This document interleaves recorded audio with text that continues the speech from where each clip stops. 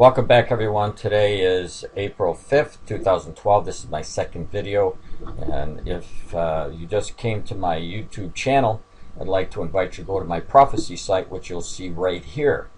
And earlier today I gave you some news about the increasing food prices and how it connects to the Bible. And I want to go now into another important prophecy, because this prophecy hasn't been fulfilled yet. But so what I'd like to do, first of all, is show you who's going to be involved in this war that will be coming against Israel in the latter days. You'll see 1 through 10 on the left are the Old Testament names, and on the right you will see the modern day names of the people who will be attacking Israel in the last days. Now the Bible is very clear. The Lord gave us information concerning this war, and what I'd like to do is I'm going to have the scriptures read to you, and you'll understand exactly what the prophecy has to say.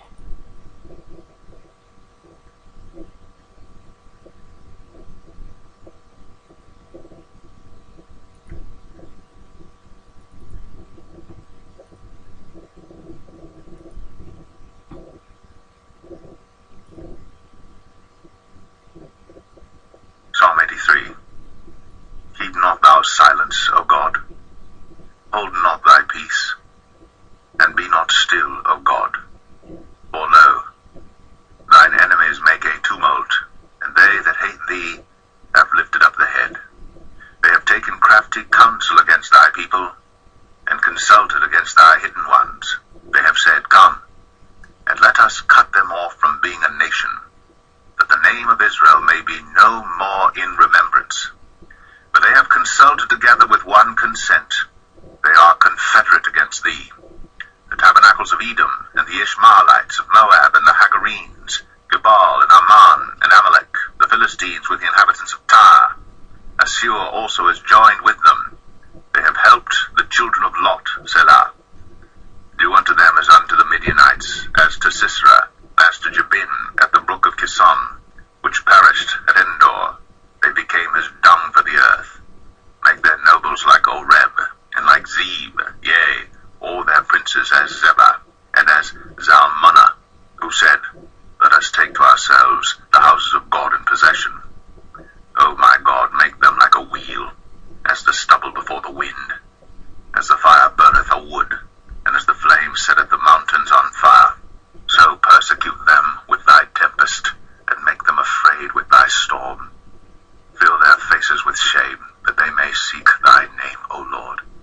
Let them be confounded and troubled forever, yea, let them be put to shame and perish, that men may know that thou, whose name alone is Jehovah, art the Most High over all the earth. All right, now, the reason why I did this, first of all, this is a prophecy that hasn't been fulfilled yet. Now, when the Lord wrote this prophecy... Psalm 84. Whoops, let me go back here. How amiable are thy tabernacles, O Lord of stop hosts. this here. We'll come back to my site here. Now, when the Lord gave us this prophecy, He didn't write this prophecy and say, tell us that this may happen. No, He gave us this information to show us and to what to look for during the last days. This isn't a given. The word of the Lord is factual. Now, if you have someone come up to you and tell you that it's possible that this war won't take place, then they're really misleading you, because the Bible is pure. It is truth, and it has to take place. The Lord told us very specifically who it was going to come against Israel. He names those very people, and He shows us what was going to happen to those people who came down. And you'll notice He's going to set a fire on it, and that is how it is going to happen. And so to say that it may not happen is denying the word of the Lord. And there's a reason why I'm kind of emphatic about this, because I was given some information today, and I took a look at it, and it really bothered my heart. But let me, first of all, I need to show you some very interesting information about what is going on with the nations who are listed in this Psalm 83 war, because you're about to see that the Russians, Syria, and the Iranians have been arming these nations for some time now. And a lot of the rockets that Israel is seeing lobbed into their area are coming from Russia to Syria, making their way down into Lebanon, and the Lebanese are from the Hezbollah and the Hamas are giving them to the PLO in the Gaza. And the Iranians, as you will see, are also supplying arms, men, training, and whatnot into the areas, the enemies of Israel, that are listed in here in this Psalm 83.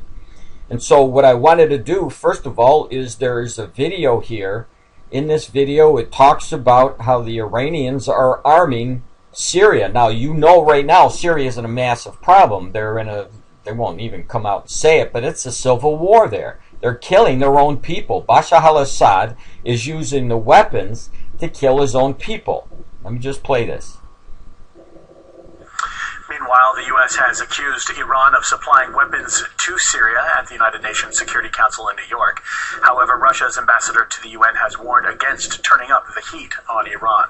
All right, so that just right there, you could watch the whole video, but I just shown you that the flow of arms are definitely going into Syria, and Syria we know, and you can Google this for yourself because it's well known and established news that Syria has been arming the enemies of Israel.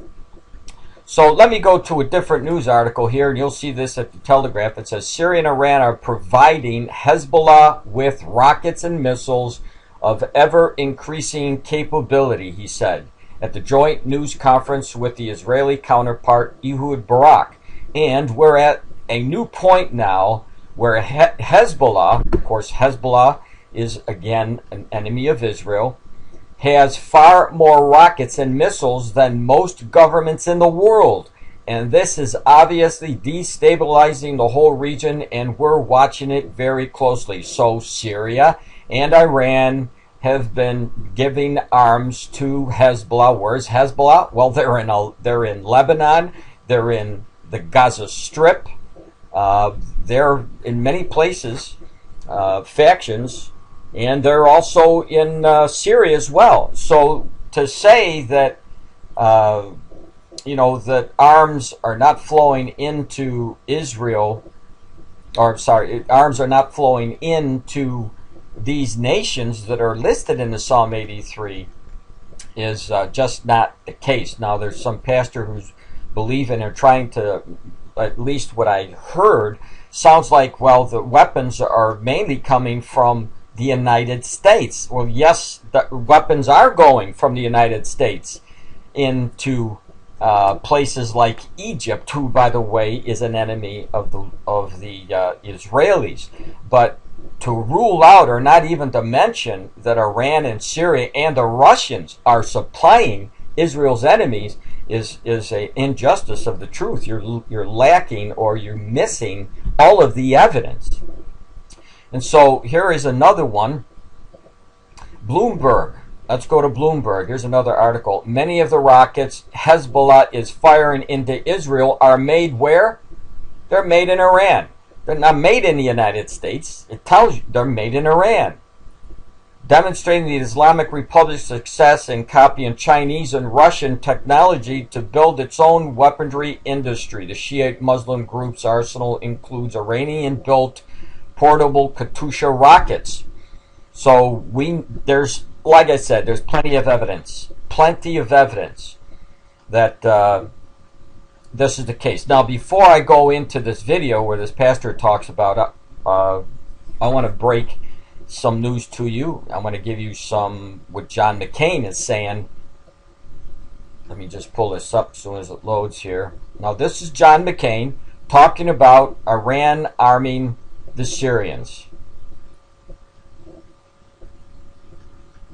There is an argument, and you've heard it, that if the United States takes part in arming the rebels, then the Iranians, who are allies of the dictator in Syria, will jump in on his side. Well, Scott, the Iranians are already there. They're already there, and all reports confirm that. They're already supplying arms and equipment to Bashar Assad, as are the Russians supplying arms. So right now it's an asymmetric situation with Bashar Assad receiving equipment and actual physical help from Iran, Russia, and the Syrian rebels not receiving equal assistance, or certainly not very much. So anybody that knows the news, they know that Iran is supplying not only Syria, but they're supplying the PLO. It is a well-established fact. Now let me go back here to my site. I was just giving you some information there because I want you to listen to what one pastor is saying. I think it picks up around the 6-point mark here. Let me just go, and I'll stop it and go over it. Speaks toward the popular belief that there will be a war in the latter days that will precede Ezekiel 38, 39, Gog and Magog war, which is known as Psalm 83 war. Many of the players that are involved in that, such as Jordan, Egypt, Saudi Arabia, they have one big problem, and I'm going to tell you about that in just a little bit. Anyone can look at a Bible verse and say, oh, you know what, this situation doesn't seem to have taken place, so therefore I am speculating that it's going to take place in the future. But you got to look at the facts on the ground. Well, I'm going to stop it right there because the Bible is very clear that this war is going to happen, and there is no question about that. So let me go back here again. Listen to what he's saying. They have one big problem, and I'm going to tell you about that in just a little bit. Anyone can look at a Bible verse and say, oh, you know what, this situation doesn't seem to have taken place, so therefore I am speculating that it's going to take place. Not if it's going to. Nobody made this up. God told us this in the Scriptures. So if you don't believe it, all I can say is, what are you doing? I mean, you're pastoring people, and you're saying that the Word of God is not going to come true. Is that what I'm hearing? That's what it sounds like here. In the future, but and we know that it's going to happen in the future. The Lord told us that this was going to happen in the future. We know that it hasn't happened yet because Syria is not destroyed yet, and we know that Syria is not going to be involved in the Ezekiel war because they're not mentioned in the Ezekiel war. Flat out, they're not mentioned. I'm going to cover this a little bit later as he goes on. You got to look at the facts on the ground in light of what you may believe, and sometimes they... No, we got to look facts in the Bible in light of what we believe. Not what's on the ground, not on the logistics, on what the Lord told us what's going to happen. 2 and 2 doesn't always seem to equal 4, at least not in Bible prophecy. But 2 and 2 don't make 4. But truth and truth makes truth. Bible, the Lord, His warning, that's truth. Let me tell you a little bit about that right here. In fact, let's talk about Egypt. Egypt is said to be one of the major players that will lead this attack against Israel, known as the Psalm 83 war. Now, let me read a little excerpt from this particular article about Egypt. Egypt is the ultimate threat to Israel. It has a huge population, and as it demonstrated in 1973, it is capable of mounting complex military operations. But to do what it did in 1973, Egypt needed an outside power with an interest in supplying Egypt with massive weaponry and other support. In 1973, that power was the Soviet Union. But the Egypt... Okay, let me stop it right here, because what he's trying to show you is that Egypt by itself cannot do anything because the United States is armed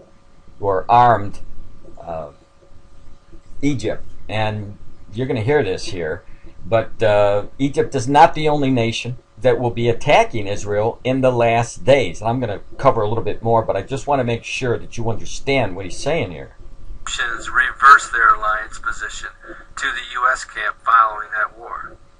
Once their primary source of weaponry became the United States, using that weaponry depended heavily on U.S. supplies of spare parts and contractors. And as you know, when Israel has the same problem, when they went to war with Hezbollah and Hamas in past wars, many believe that the wars ended not because Israel was tired of bombing them or felt that they had proven their point, but because the United States kind of cut off the supply line and would not supply any more spare parts, and therefore it kind of brought the Israeli. Now, what he is saying here, what he's alluding to, is the Psalm 83 war, in his mind, is not going to take place because of spare parts not being able to be given to the Egyptians, who, if they went to war with Israel, would need the spare parts. And I'm going to fill you in a little bit about this, because the Psalm 83 war, what he doesn't tell you is that we believe that this war will happen very, very fast because of all the people that come down against Israel. That war won't be lingering, so there's not going to be the need for these extra parts that will need to be flown in. When you have this many people coming down on Israel, Israel's going to be thinking, well, our back's against the Red Sea. We better act now. And they're going to be massive. And this is why the Psalm 83 tells us about this fire that will be coming down on these people. So there's the need about supplying Egypt with spare parts. It just doesn't fly. This war will take place. Let me continue. Military to a screeching halt. They couldn't afford to go on. Well, that same principle is being laid out here regarding Egypt, regarding Saudi Arabia, who just purchased a mammoth Air Force shipment, and is going to take possession of I believe, some F-15s in the very near future that Israel was worried about. But, to me, I don't really worry about the United States supplying all of Israel's enemies with massive military supplies and equipment, because that gives them the power to cut off any one of these nations. They may send them 150 fighter jets to Saudi Arabia, and Egypt may get the same type of load. But the bottom line is that when they go to war, they'll be dependent upon the United States to continue to supply them. So now, see, again, his premise is it's going to be a long war, and the United States will have to supply these people. But maybe, Pastor, did you ever consider that this is going to be a very, very fast war? I mean, take a look at the previous wars. They lasted 6 days. These people didn't even have a chance to rearm. It happened so fast, and the enemies were defeated. They go to war with the wrong country. The United States is not going to supply the massive amounts of spare parts and equipment that they're going to need in order to fight this war. Why?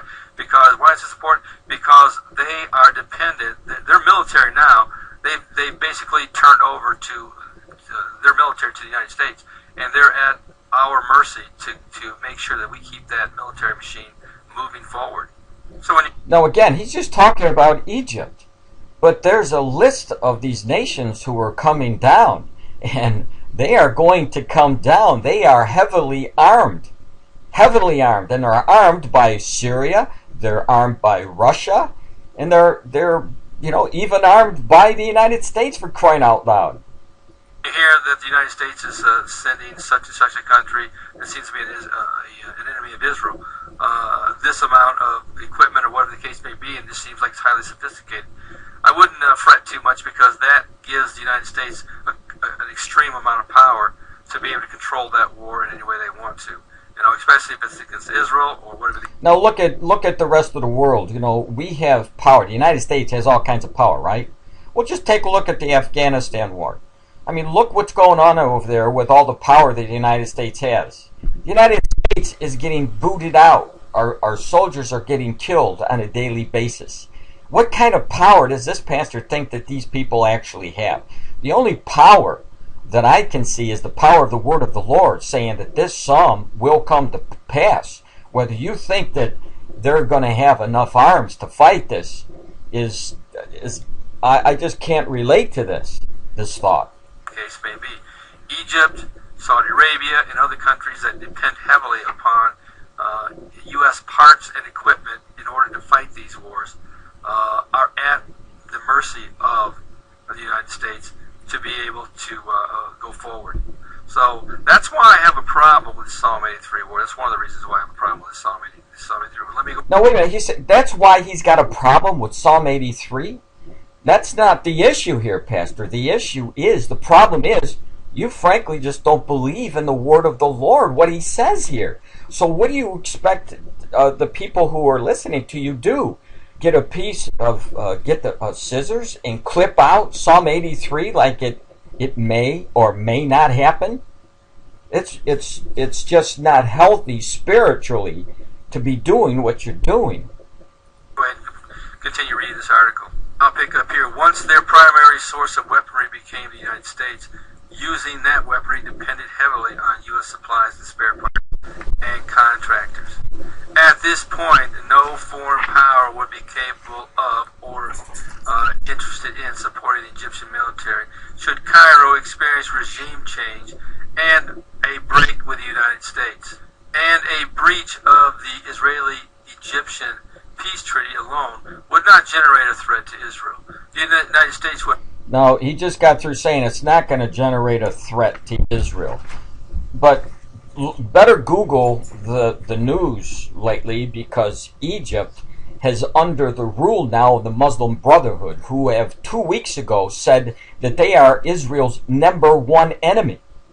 And they are the people who are saying, eliminate Israel. So to say that you don't have to worry about Egypt, it's just, again, it doesn't register with me. Act as a brake on Egyptian military capabilities, and no new source would step in. Even if a new source did emerge, it would take a generation for the Egyptians to become militarily effective using new weapon systems. In the long run, however, Egypt will remain Israel's problem. Now, let me tell you what that... Now, did you hear what he just said? In the long run, Israel or Egypt is going to be the friend of Israel. Listen. And no new source would step in. Even if a new source did emerge, it would take a generation for the Egyptians to become militarily effective using new weapon systems. In the long run, however, Egypt will remain Israel's problem. Now, let me tell you what that means right there. Yeah. Even if Israel tomorrow, even if Egypt tomorrow decided they were going to go ahead and move away from the United States and move to a different military source, it would take years upon years upon years for them to learn how to use this new weaponry and to switch over. It'd almost be like it's your business if you went from one software that ran your whole company, your payroll and everything, and you all of a sudden, this is a small scale example, but you all of a sudden decide, nope, we're going to change over to this other software, and we're going to change it over completely. That means you'd have to have new personnel, you'd have to have training come in, you'd have to have maybe new PCs to handle the higher firepower. Then you'd have to have support after that. Yeah, there is support. The new support is Egypt, that used to be friendly under Hosni Mubarak, is no longer friendly towards the United States, and what they have now as support is Iran, but which he fails to mention here. And continued support, and whatever the case may be. I mean, this is even on a much, much more grander scale, in which if you went to fight a war, you would have to have, you'd be dependent upon that new supplier to be able to supply you in the same fashion, the same way the U.S. did. And I don't think Egypt's willing to do that in any way. But what I'm trying to say... Again, he's under the presumption that this is going to be in a long, drawn-out war. And by all indications of what I'm reading in Psalm 83 with this fire coming down, and when you're talking about past wars, those wars were quick, very, very fast. And I believe that this next war, the Psalm 83 war, may even be faster. This right here is that many are wondering why that Egypt and Jordan and some of these other countries, Saudi Arabia, are not mentioned in the battle of Gog and Magog. Well, there's a very good reason behind that. Their war machine is seriously dependent upon the United States to supply weaponry, supplies. Oh, now, are you understanding what he's saying? Now he's moving into Ezekiel chapter 38, and he's saying that Saudi Arabia and Egypt are not mentioned. Well, take a look at Psalm 83, because if you see Psalm 83, you'll know why they're not mentioned, is because they went after Israel and they got blown away in that Psalm 83 war. And so it's going to take them a very, very long time to even recover from that war, and they wouldn't have the power to go into the war of Ezekiel chapter 38 and 39. And spare parts in order for them to go forward. And they wouldn't be able to go very far. Their war machine would I mean, again, with the spare parts, they're going to be defeated by Israel in that Psalm 83 war. Forget about the spare parts. They're not there mainly because they were defeated, flat out, of a fulfillment of prophecy. To a halt if they got involved in a war of that nature. Well, others may say, well, what about Syria? Well, I have a hard time believing that Syria is not going to be involved in that. Now, did you hear what he said? I have a hard time believing that Syria is not going to be involved. Now, when I read Ezekiel chapter 38, and when you read Ezekiel chapter 38, you'll notice that the Lord left them out. He named everybody that was going to be attacking, but he did not name Syria. Why is this? Because take a look at Psalm. Let's find out why Syria is not mentioned. Well, when you look at Psalm 83, and Syria's in the list there, and Syria attacks Israel with Egypt and the rest of the Arab brothers, they're going to get eliminated. And we also know that there is a very, very strong possibility that Syria will, during that Psalm 83 war, will also fulfill Isaiah chapter 17 verse 1, where Damascus is completely destroyed. And also in Jeremiah chapter 49 verses 24 through 27 talk about Syria, the fire coming down on Syria, destroying them. And we see a same kind of fire in Psalm 83. So, Pastor, I believe in my heart that they're not mentioned there is because God dealt with them already in the Psalm 83 war. Or when Russia comes calling. Because Syria does have a dependence upon the Russian military for their war machine, and so does Iran and some of the others. They're getting all their... Well, he got this right. He does, because it's a fact that Syria is getting their weaponry from Iran and Russia. And they're giving it to Israel's enemies. Supplies, or much of it anyway, from these particular nations. But what I'm trying to say is this right here, is that these other nations, they depend on the United States. So that may be a better reason as to why they're not mentioned. I'm just throwing that out there. I'm just giving you something to think about. I mean, I'm sure that most of you are going to say, no, I like this other theory regarding Psalm 83 or whatever the case may be. Well, that's fine. Go ahead and do it. But the facts on the ground simply do not add up for that. Now, see, again, he's talking about the facts on the ground, the logistics. I'm not talking about facts on the ground. I'm talking about what the Lord had to say. And if you really wanted to get into facts on the ground, and you brought in all of the rest of the news to show you who's really supplying these enemies of Israel in Syria and Lebanon and the Gaza Strip and the Hamas and the Hezbollah, you'll see, without a shadow of a doubt, that it is the extremist Islamists who are supporting them, along with Russia. Situation to go forward. And here's something else that was mentioned in the Stratford report. I know that many believe that when the Psalm 83 war does take place, that Israel's going to automatically expand their boundaries well into Syria, well into Saudi Arabia, and Jordan and other nations are going to they'll massively take over all these lands. And now the question is how in the world? I got something going here that figures. Let me, Myanmar's president has taken many by surprise. I have something here that is causing, let me get rid of it. Hold on, that figures. Says the nation is looking forward to the easing of international sanctions. The economic development of the country is very much behind and has not been progressing to its full extent, as we've been under economic sanctions for over 20 years. Now, easing the sanctions would in some way bring a lot of positive potential. Alright, here we and go. We're benefit going to to the stop that process of right national... there. Get rid of that. Sorry for the delay. We're going to go right back to the site again and pick it up. there was a all right. Stratford report. I know that many believe that when the Psalm 83 war does take place, that Israel's going to automatically expand their boundaries well into Syria, well into Saudi Arabia, and Jordan and other nations. They'll massively take over many of these lands. But the question is how in the world are they, with a population of 7 million people, and actually 5 million that they can actually trust, how are they going to control that land and occupy it? All right, let me tell you how they're going to control the land and occupy it. Israel's got one of the strongest militaries in the world compared to the size of their nation. And why do you think they lost the 67 war and the 73 war?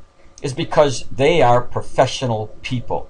They are very, very strong, and the fact above that is God is behind them. That's why they're winning these wars. But let's even go further than that, because we know in the Psalm 83 war, when that war takes place, it will probably also fulfill 1 Thessalonians 5:3, where the Lord showed us in Paul, when they're calling for peace and safety, sudden destruction will take place. And we know that we're almost at that point right now. And right now, Israel has no peace and safety. As a matter of fact, I've mentioned this many times before, there's a wall that spreads 320 miles, and it's 20 foot high, and it's to divide the peoples, to divide the enemies. Now, unlike Ezekiel's war, we are told in the Ezekiel battle that there are no bars, gates, or walls. So what does that tell us? That tells us that Israel, at some point, somehow, they got to a point where they felt safe enough, so there's no walls, bars, or gates. Well, how can that happen? Well, it can only happen if the attack comes and all of these people are defeated, and Israel doesn't, they start occupying the land. Now, it doesn't say they're occupying all of the land, but they could encompass some of the land in Syria, or not, but the Lebanon. You can see expanding into parts of Egypt, and they would be able to rule. Now, when they knock out all of the enemies here, and Israel is standing still alone with their war machine, which is one of the best in the world, just to say that, well, they only have a population of 7,000 and they can't control it. Man, you don't know what God's doing with these people, and they could control it with their military machine if they wanted to. So let's go back. Here's what they said, right? The only position or positive dimension for Israel is that Iran's military probably will not be able to deploy significant forces far from its borders for many years. Iran simply lacks the logistics or command capabilities for such an operation. But developing them is just a matter of time. Now, Israel could, of course, launch a war in Syria, but the challenge of occupying Syria would dwarf the challenge of Israel faces with the Palestinians. In other words, you think that the problem of occupying the Palestinian nation or the West Bank is a problem. Compound that and add that to Syria. They just don't have the challenge of occupying Syria is just simply a situation that is just beyond their capability. Now, again, he's saying that they're going to occupy Syria. Well, there's nothing to say that they don't have to occupy Syria, because in the Psalm 83 we know that Syria is defeated, and we know that Damascus is left in a ruinous heap, as it says in the book of Isaiah chapter 17. So this area is going to be decimated. So why would Israel want to occupy a land that was completely demolished? They don't have to go that far north. All they have to do is expand the borders to the north, like into Lebanon and going down into Jordan and into Egypt. They don't need to go all the way up there. They can control it if they want to by their military machine. Let me go on. With, like I said, 5 million trusted people, every available man, woman, and child would have to bear arms and to try to control the land that this Psalm 83 war supposedly projects. I simply, like I said, you can go ahead and you can live with what you believe is the truth. true. You think it's the truth, but the truth of the matter is that. Okay, this is where it becomes important. You can go ahead and believe the truth. All right, and the truth is important. You better believe it's important. Let me go back here and play it again. Their capability with, like I said, 5 million trusted people. Every available man, woman, and child would have to bear arms and to try to control the land that this Psalm 83 war supposedly protects. You know, I simply, like I said, you can go ahead and you can live with what you believe is the truth. You think it's the truth, but the truth. It's not what we believe is the truth.